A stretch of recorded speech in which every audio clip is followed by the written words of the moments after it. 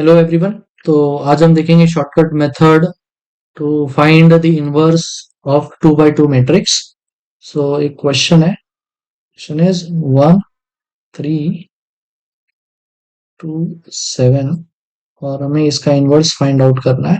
सो inverse find out करने का formula तो हमें मालूम है, A inverse is equals to 1 upon determinant of A multiplied by adjoint of A.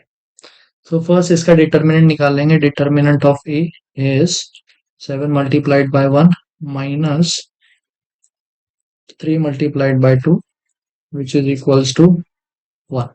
Now moving toward the adjoint part, adjoint directly हम निकालेंगे। adjoint of A is equals to वही matrix वापस लिखना है, बस इन दोनों का पोजीशन चेंज करके साइन इनका चेंज करना है, दैट इज 7 एंड 1। और ये नंबर्स वैसे ही लिखने हैं 2 एंड 3, बस फर्क ये है कि यहाँ पर आपको एक माइनस साइन इंक्लूड करना पड़ेगा।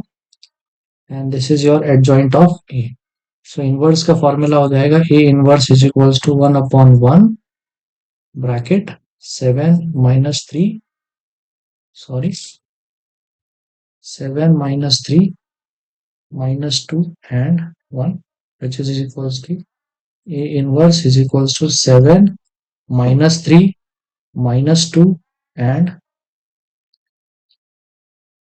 so thank you for watching.